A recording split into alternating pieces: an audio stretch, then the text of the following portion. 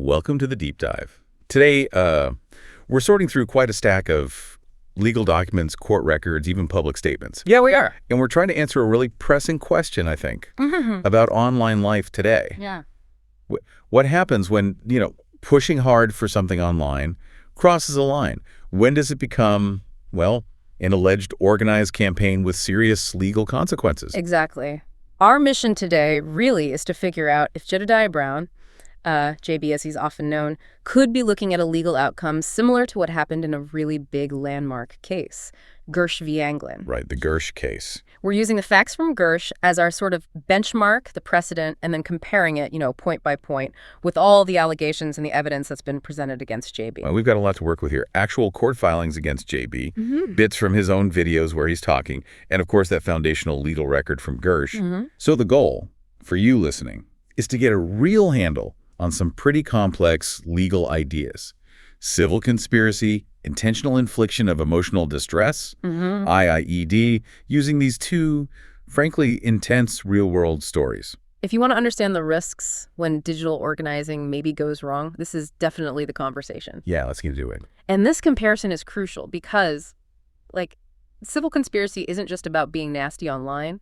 It's about proving there was a coordinated plan, an agreement to do things that are actually unlawful. Okay. And Gersh v. Anglin, that case laid out the roadmap for how proving that can lead to, well, potentially devastating financial consequences. Okay, so to really get this, we need that benchmark first.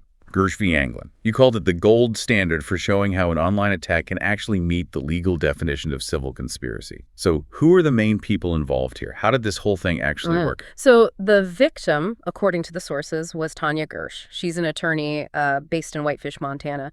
And she got targeted after this whole situation involving one of her clients, Sherry Spencer. A Montana judge is considering whether to award a Jewish woman millions of dollars in damages after the founder of a neo-Nazi website told his followers to unleash a troll storm on her family. In December 2016, the Daily Stormer website founder Andrew Anglin accused Tanya Gersh of trying to drive the mother of a white nationalist, Richard Spencer, out of Whitefish. She says the Daily Stormer then published her contact information on its website. Gersh and her husband say since then they've been threatened and harassed. At a hearing on Thursday, Gersh's attorneys showed images from an advertisement for a march on Whitefish. It showed photos of Gersh and her young son and two other Jewish women over the image of the Auschwitz gates. Gersh filed a lawsuit against Anglin after he failed to show up to a deposition in April. Her team is asking for a default judgment that basically claims that the defense has forfeited. Okay. Miss Gersh had apparently advised Miss Spencer on selling a building and also suggested, maybe putting out a statement distancing herself from her son's views. Her son being Richard Spencer, who's pretty well known in white nationalist circles. Got it. And the person orchestrating the attack, Andrew Anglin, who ran the Daily Stormer, that white supremacist website. So this wasn't just like random internet yelling. Oh, absolutely not. It was ideological payback, basically, and carried out with, well, terrifying efficiency. How did it start? What was the spark? It was immediate and strategic. Anglin got hold of some published email exchanges between Miss Spencer and Mrs. Gersh, and he used those. He wrote this article. The title was something like, "Jews Targeting Richard Spencer's Mother for Harassment and Extortion, Take Action." Wow. Take action. Right there in the title. Exactly. And that article, that call to action, that's really the cornerstone. It showed this explicit agreement, this directive, to launch a campaign aimed at causing her harm, both, economic harm and emotional distress. Okay, but here's the thing, right? Civil conspiracy, it sounds complicated to prove. Couldn't Anglin and his followers just say, hey, we were just speaking freely, First Amendment? How did the court get around that? That's always the question, isn't it? And it's a really important one. The court didn't focus so much on the content of the speech itself, but on the actions that speech directly caused. See, for a civil conspiracy claim to stick, you generally need, 4 key things. 1, there have to be an agreement between 2 or more people. 2, they have to agree to do something unlawful or use unlawful means to do something lawful. 3, someone has to take an overt act or do something concrete to move the plan forward. And 4, the victim has to suffer actual damages because of it. So Anglin's article, that take action part, that was the agreement. That's how the court saw it, yeah. A unified call. The unlawful purpose was to commit these other wrongs, these torts, primarily intentional infliction of emotional distress, IID, and also defamation. And the troll storm, as it was called. That was the list of overt acts, the concrete things they did. This wasn't just talk. Not at all. It was designed to inflict maximum pain. The overt acts were just relentless. And they immediately crossed a line into suggesting real-world physical intimidation. How so? Well, Anglin published Mrs. Gersh's contact info, her phone, her address, classic doxing. But then he went further. He urged his followers to actually find her in person. Seriously? Yeah, he wrote something like, if you're in the area, maybe you should stop by and tell her in person what you think of her actions. Okay, that changes everything. That's not just online words anymore. That's putting a target on someone's back in the physical world. That's about instilling credible fear. Precisely. It shifts the whole legal picture, and the specific messages she received, they were definitely ammunition for that IID claim. How bad was it? Because IID has a notoriously high bar, right? It has to be extreme and outrageous. Extremely high bar, yeah. She got over 700 communications, messages, calls, emails. And it was just a flood of vile anti-Semitic stuff, kike, filthy Jew whore, things like that. Explicit death threats, calling her just horrible, horrible names, vile cunt, procurers of hate, and baby fellatio, just awful. Unbelievable. The language was clearly intended to be, as the legal standard says, beyond all possible bounds of decency. It's conduct that's considered atrocious and utterly intolerable in a civilized community. It's meant to be shocking. And what makes these kinds of conspiracies or alleged conspiracies so particularly nasty is that they often don't stop with just the main target. They go after family. Yeah, and that happened here too. That's where you really see the undeniable malice. They targeted Mrs. Gersh's husband and her son. That just amplifies the terror, brings it right into the home. What kind of things did they say to them? Her husband got emails saying things like, put your uppity slut wife Tanya back in her cage. And crucially, they sent messages directly to her minor son telling him to kill himself. Oh my God, to a child. Yes. By doing that, by attacking the family, the conspirators made sure the emotional damage wasn't just contained to her, but it was pervasive, inescapable. It makes that IID claim incredibly strong, almost impossible to argue against, really. So this whole coordinated, vicious campaign, what was the final legal result? What made this the benchmark case? Well, it ended with a default judgment, which is powerful. Anglin and his associates basically refused to properly show up and defend themselves in court. They just ignored it. Largely, yes. And when a defendant does that, especially when faced with such overwhelming and awful evidence, the court can essentially say, okay, we assume the allegations against you are true. And the damages. The default judgment led to Mrs. Gersh being awarded substantial monetary damages, over $14 million. $14 million. Wow. Yeah. So that outcome really cemented the principle. If you organize and carry out intentional online harassment that crosses state lines, causes provable distress, economic harm, there can be massive civil liability. It's the precedent that defines the consequences for this kind of digital malice. Okay, so that sets the stage perfectly. Launch a coordinated harassment campaign like that, and the legal system has a way to hit back hard financially, even if you try to hide or ignore it. All right, so now we take that precedent, that Gersh template, and we apply it to the current situation. The civil lawsuit filed against Jedediah Brown, JB, and his alleged associates, it really mirrors those core claims from Gersh. You've got civil conspiracy, IED, defamation. And the key, again, is proving that meeting of the minds, right? That agreement to commit unlawful acts, but this time within JB's circle. Exactly. And the first piece of evidence that seems to draw a parallel is this reliance on a collective, a group structure. How does JB's operation, as described in the sources, provide that structural evidence needed for a conspiracy claim? What are the allegations there? Well, the source materials are pretty specific. JB is alleged to have run what's described as an illegal private investigation business. He called it IA, which stood for Investigate and Advocate.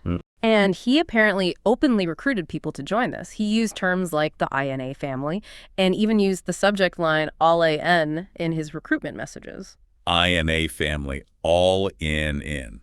That sounds organized. It does, and that's foundational for civil conspiracy. You need two or more people agreeing to act together. When you start calling your group a family and use coordinated language like all AN, it strongly suggests, a formal structure and agreement. But couldn't he argue it's just like a fan club?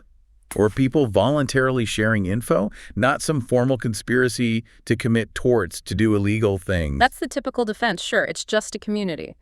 But the evidence presented goes further, alleging coordinated effort and even funding, which pushes it beyond simple fandom. How so? What's the evidence of coordination? The source material points to his direct association and alleged coordination with specific individuals, like someone known as Moneyboy Trey, Mark Avington, and another called Cooking with Frank. And there's a specific documented instance, an overt act furthering the alleged conspiracy.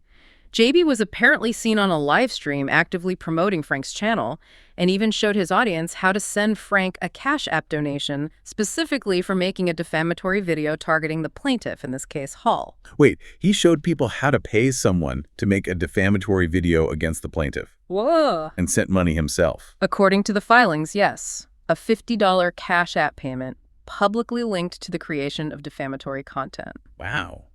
That $50 payment, that seems like a pretty clear link. It's potentially a very powerful piece of evidence, yeah. It takes it from just online chatter to arguably a transaction supporting an illegal act defamation. It helps prove both the overt act part and the agreement part, because you have one alleged conspirator soliciting funds and another accepting them to carry out the unlawful act. And adding to this idea of an organized structure, there are apparently admissions from JB himself. Right. Video evidence seems to capture some internal comments that are pretty compelling for a civil conspiracy claim. In one instance, he's apparently seen blaming his briefing team for giving him bad information. His briefing team. Yeah, which suggests a hierarchy, right? A structure where he relies on others for information. And maybe even more pointedly, he apparently talked about a former partner who moved their streaming to Twitch specifically to get away from their strike team behavior. Strike team behavior, what does that imply? Well, that phrase strongly suggests the group was organized for coordinated, possibly malicious actions, right? Things like mass reporting channels, trying to get them taken down, striking them, not just advocacy. Okay, let's shift to intent, because this seems to be where the case against JB might get even stickier, maybe even more serious than Gersh. The claim isn't just about anger or revenge, it's about allegedly monetizing the malice. That monetization aspect, if proven, definitely strengthens the claim of malicious intent. Massively. Why is that? Why is commercial intent so much worse in the eyes of the law? Because it suggests calculation, premeditation. If someone harasses you out of pure anger, that's one thing, it's a tort, it's wrong. But if someone allegedly builds a business model around selling merchandise, soliciting donations, specifically to fund and carry out ongoing harassment, well, that looks like a calculated commercial enterprise that uses unlawful means. Okay. It suggests the whole purpose of this INA family, or whatever it was, wasn't just advocacy, but maybe organized, profitable abuse. And how did JB allegedly profit? He apparently announced a line of merchandise called the V-Knots line. V-Knots seemingly referring to a victimization network. Seriously, V-Knots? That's the allegation. And he supposedly marketed this line by telling his followers they could profit from their harassment and laugh at the victimization network. That's incredibly brazen, if true. Directly linking profit to harassment. It's potentially very damaging evidence of intent, yeah. And you mentioned soliciting funds. Yes, consistently asking for money for his quote-unquote investigations. And the comments from followers, according to the sources, sometimes reflected this transactional nature. There's one comment cited that says something like, "I paid for my membership, and I want to see Shay get treated like a bee." Wow. So the funding is explicitly tied to delivering the harassment. That's the argument. It reinforces that the alleged conspiracy had a financial engine. And beyond the INA investigations, the sources mention other business activities, allegedly illegal ones. Right. This potentially adds another layer of unlawful means to the conspiracy claim. JB was apparently also promoting and selling CBD and THC products, oils, lubes, pills, things like that, seemingly under this same INA umbrella. THC products, like marijuana derivatives. Yes, and he allegedly bragged about making quite a bit of money from it, like $93,000 in just 3 months. And there are claims he was even recorded advising customers on potentially illegal labeling or shipping methods. So if the court finds that INA wasn't just about investigating, but also about potentially illegal or fraudulent business, exactly. It bolsters the conspiracy claim. It means the alleged meeting of the minds wasn't just about defamation or harassment, but potentially about engaging in multiple forms of fraud and illegal activity, all operating together. The plaintiff has even brought claims under Oklahoma's Deceptive Trade Practices Act based on this. Okay, so we have evidence pointing towards coordination, maybe monetization, a potentially calculated conspiracy. Now let's get into the actual actions that intentional infliction of emotional distress claim, the IIED. You said it's the hardest to prove. The conduct has to be genuinely extreme and outrageous. It really does. It's a very high bar. So how do the alleged actions of JB and his team stack up against, or maybe even go beyond what we saw in the Gersh case? Well, the comparison is pretty stark in some areas, especially when you look at the physical threats. Remember, the standard is conduct that's atrocious and utterly intolerable in a civilized community. Just shocking stuff. Right. In Gersh, Anglin kind of implied a physical threat by telling people to stop by Gersh's place. In the JB case, the allegation is that the threat was way more explicit and involved documented interstate travel. Interstate travel, tell us about that. This sounds like where things really escalated, potentially even into federal territory, and certainly hitting that IAD threshold. According to the sources, yeah. JB allegedly demonstrated a very credible physical threat. He apparently posted a flight confirmation online showing he was traveling from Chicago to the plaintiff's city, Oklahoma City. He actually flew there. Flew there, apparently around Mother's Day in 2024, with the stated intention to have a visit and seek a physical confrontation. This act is critical. Why? Because it shows, arguably, a clear intent to physically intimidate someone, to put them in fear, and doing it across state lines. That ramps up the seriousness dramatically. And the plaintiff apparently documenting contacting the FBI about this trip, which was filed as evidence, Exhibit P. Contacting the FBI. Right. That definitely shows the plaintiff perceived it as a real threat. Absolutely. And it helps validate the credibility of that threat in the court's eyes. Plus, there's an alleged admission from JB himself where he supposedly acknowledged that the plaintiff would likely call the FBI if he showed up. So he knew it would cause fear. That's the implication, yes.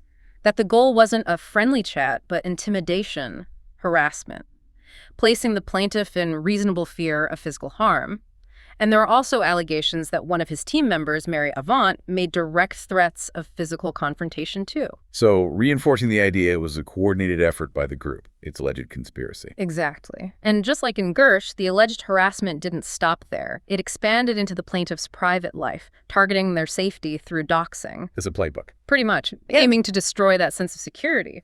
JB allegedly threatened to dox the plaintiff's family members, and apparently admitted, in one instance, to passing out a colleague's address, someone named Lolita, to his vet team to check it out. His vet team. Another sign of organization. Right. It suggests a systematic approach to collecting and potentially sharing private information. And the plaintiff's own home address was involved. Yes, and that's incredibly invasive. The complaint includes evidence of an email allegedly from this investigations unit within the INA structure.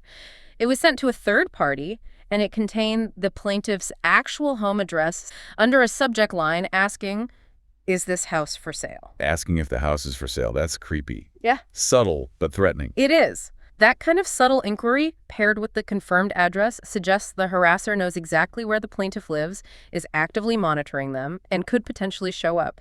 That significantly increases the fear factor needed for IIE. And then there's the allegation about contacting the landlord. That seems like a major escalation. Oh, it's a huge escalation, way beyond typical online stuff. The complaint alleges JB actually contacted the plaintiff's landlord. To do what? With the intention of maybe buying the house the plaintiff was renting, and allegedly falsely told the landlord that the landlord was unhappy with how the plaintiff was keeping the place. Trying to get him kicked out. Or just mess with their housing. Either way, it's not just harassment anymore. It's potentially tortious interference, interfering with their lease, their basic security, their home.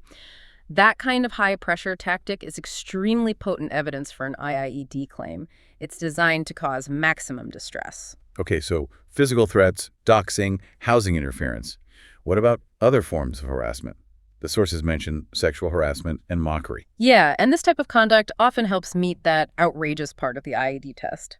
JB allegedly used a shirtless photo of the plaintiff for public ridicule, repeatedly used a derogatory nickname, Middies, and perhaps most disturbingly, made a very direct personal threat.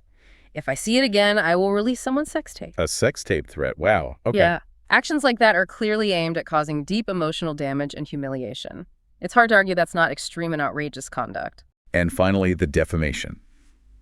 How does the constant stream of alleged false statements fit into all this? It's sort of the background noise and the driving force.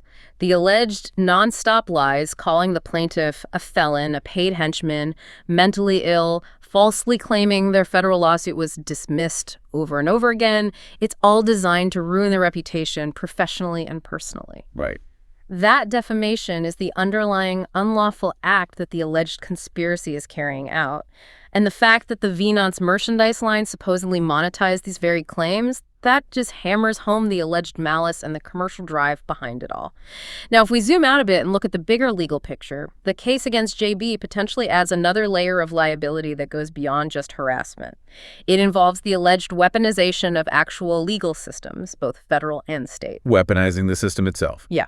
And this strengthens that unlawful means part of the civil conspiracy claim. It suggests they weren't just breaking laws through harassment, but also by allegedly manipulating legal processes for malicious purposes. Okay, so Anglin's conspiracy in Gersh was mainly about coordinated hate. The JB case adds this alleged manipulation of the system. Let's start with the DMCA claim, Section 512F. What is that, and why is misusing it risky? Right. So the DMCA, the Digital Millennium Copyright Act, has this Section 512F. It's basically a safety valve. It says if someone sends a copyright takedown notice, like to YouTube or Google, and they knowingly make a material misrepresentation, basically, they lie about owning the copyright or about the infringement, the person who got targeted by that false notice can sue them for damages. So it's protection against false copyright claims used to silence people. Exactly. It's like you can't just cry copyright wolf to get content you don't like taken down. If you do it knowing it's false, you can be held liable. And the allegation against JB is that he filed fraudulent DMCA takedown notices. He allegedly claimed copyright infringement over a trademarked INA logo. Wait, using a copyright law for a trademark issue? Precisely. That's the alleged misrepresentation. Copyright protects creative works. Trademark protects brands and logos. They're different things. Using the DMCA process for a trademark dispute is arguably a knowing material misrepresentation. Plus, the notices were allegedly flawed in other ways, missing key info like the URL of the original work, a phone number, a physical address, basic requirements. So the argument is the goal wasn't legitimate copyright protection, but just censorship, retaliation. That's what the plaintiff argues, yes. And if proven, JD could be liable under 512 for damages, maybe statutory damages, and definitely attorney's fees. That adds a whole separate federal claim to the mix, significantly upping the ante. And that action, misusing a federal law like that, it definitely looks like an unlawful means used to push the overall conspiracy forward. It really does seem to reinforce that, doesn't it? It suggests coordination aimed not just at attacking the person directly, but at manipulating institutional processes, YouTube's system, federal copyright law, using them as weapons. Okay, and then we circle back to those alleged fraudulent business claims, the THC CBD sales, the structure of INA itself. Right. These activities add yet another layer to the potential liability. If JB really admitted making $93,000 in 3 months from selling these products and was allegedly advising on illegal practices, he could face trouble under state consumer protection laws. Like the Oklahoma Deceptive Trade Practices Act you mentioned. Exactly. The plaintiff is using that, specifically arguing JB made a false representation as to affiliation. The argument is basically running an alleged illegal private investigation business, INA, while pretending to be some kind of neutral advocate or journalist is inherently deceptive and fraudulent under that state law. So you've got this pileup of alleged statutory violations, federal DMCA, potentially state deceptive trade practices on top of the basic torts like defamation and IIE. Yeah. It radically increases the total potential financial judgment the plaintiff could seek. The alleged conspiracy isn't just about harassment. It's painted as an engine driving various forms of alleged fraud, defamation, and abuse of legal systems. All right, so we've laid out the benchmark with Gersh. We've walked through the evidence presented against Jedediah Brown, the coordination, the extreme harassment claims, the alleged abuse of legal systems. So the core question we started with, is JB potentially facing a similar devastating legal fate? A federal magistrate judge is ordering the publisher of a major neo-Nazi website to pay a Whitefish woman more than $14 million in damages following threats made on the Daily Stormer page 2 years ago. Tanya Gersh filed the federal lawsuit in April of 2017, claiming Andrew Anglin had used his site to launch a, quote, troll storm against her. The online offense came after the Whitefish community became embroiled in a debate over the white supremacist movement. She said her family had received more than 700 threats from Anglin and his followers, threats which have continued ever since.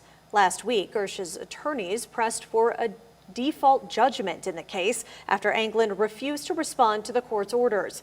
Today, federal magistrate Jeremiah Lynch ruled in favor of Gersh, saying Anglin must pay $14 million for Gersh's lost wages, damages, pain, and suffering, with $2 million of the award for future pain and suffering. The Southern Poverty Law Center says the ruling shows this type of conduct is intolerable in a civil society. So the core question we started with, is JB potentially facing a similar devastating legal fate? And the short answer seems to be? The short answer is yes. The risk appears extremely high. And honestly, the potential legal exposure might even be broader than what Anglin faced. Okay, let's break down that comparison. Gersh ended with a $14 million judgment, driven largely by how severe the IIED was and proving that coordinated conspiracy. How do the facts alleged against JB compare on severity? Well, the specific acts alleged against JB that support the IID claim they seem comparable in severity or potentially even more direct than some aspects of Gersh. You've got alleged cross-state line threats of physical confrontation, not just implied threats. You've got public doxing of a private residence. You have organized attempts to destroy reputation and career. That alleged trip to Oklahoma City, documented with a flight confirmation, that's a very credible threat of physical battery, which is exactly the kind of thing that supports severe emotional distress for an IID claim. But you said the potential exposure for JB might be broader. What's the crucial difference then? It seems to be the complexity and variety of the alleged unlawful acts in the JB conspiracy. How so? The Gersh conspiracy, while horrific, was mainly focused on that coordinated hate campaign leading to emotional distress and economic harm.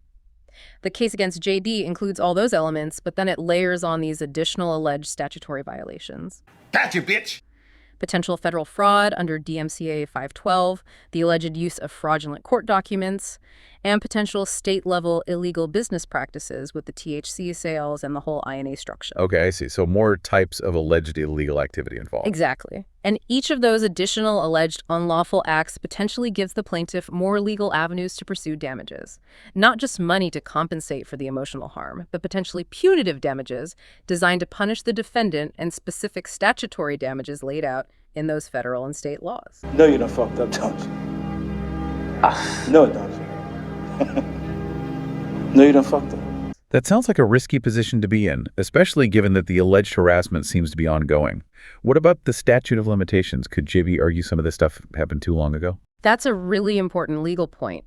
The sources indicate the alleged defamation has been pretty much nonstop, certainly since April 2024 and likely before. Now, for torts like defamation, in many places, each time you repeat the lie, it's considered a new publication. The continuous tort idea. Right. Or sometimes just viewed as each publication restarting the clock. So as long as the alleged defamation continues, the claim likely stays alive.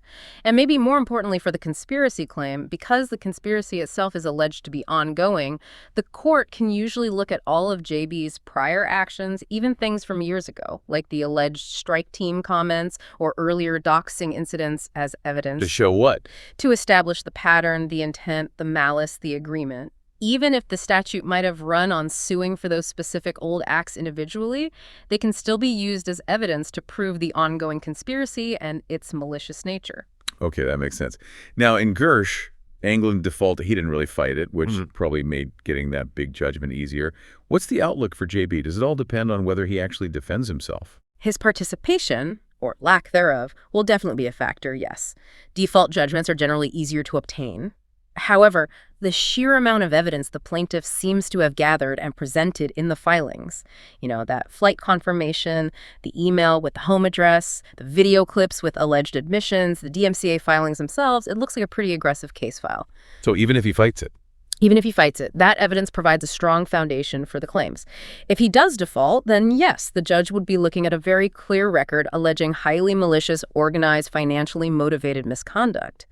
And based on the Gersh precedent, damages reaching into the multi-million-dollar range wouldn't be surprising at all.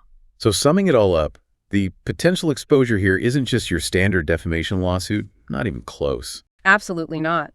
JB is facing potential liability for a whole range of things. State-level torts like defamation, IIED, tortious interference, plus potential federal liability under the DMCA for allegedly abusing the copyright system, plus potential state-level liability under deceptive trade practice laws for the alleged business activities.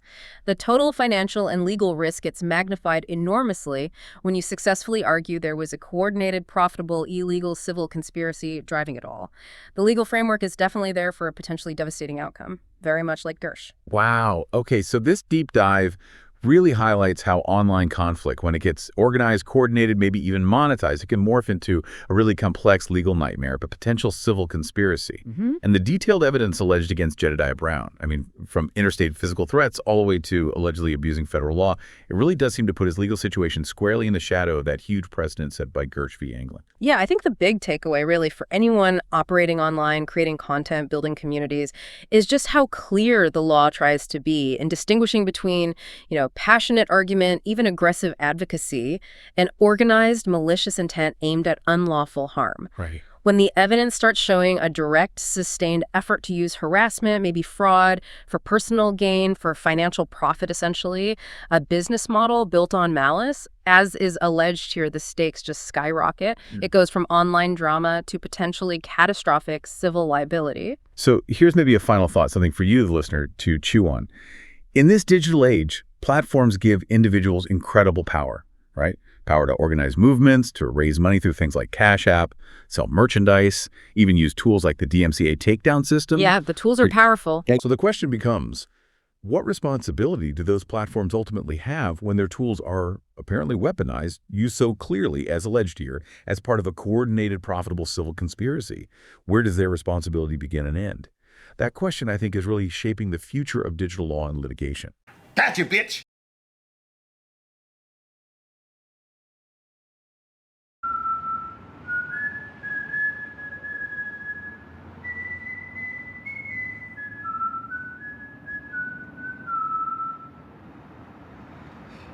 Hey, yo, lesson here, babe. You come at the king, you best not miss. We don't give a damn about this YouTube page. I ain't worried about this. Life will continue on. We will definitely continue what we're doing. I haven't had a YouTube page in literally almost 2 decades of advocacy.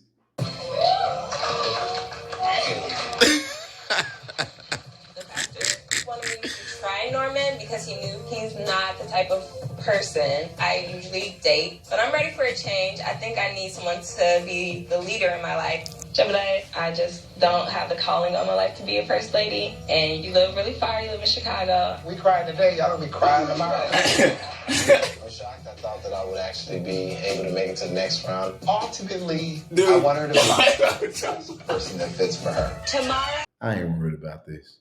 But I'm gonna tell you this, I doubt he'll be able to do anything because he's fucking dumb. And so here is my commitment.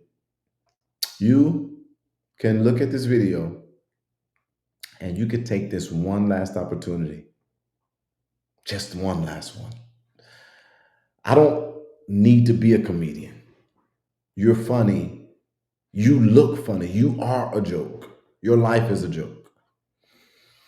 The difference between me and you is that you can explain the blessings of my life.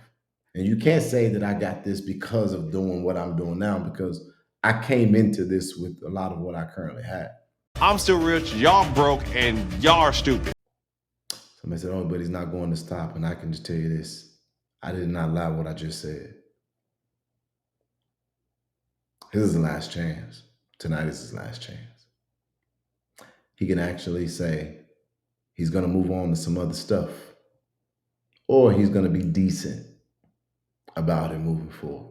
Fuck you. Fuck you. Fuck you. Because I'm not playing anymore. And I mean it. I will not play. And I want to be very clear here. I am not a keyboard warrior. That's not what I am. I'm not a keyboard warrior. I'm a Chicagoan, and that means a lot to me. I'm from the streets, bitch. But I'm gonna go so fucking diabolical on all y'all dumb asses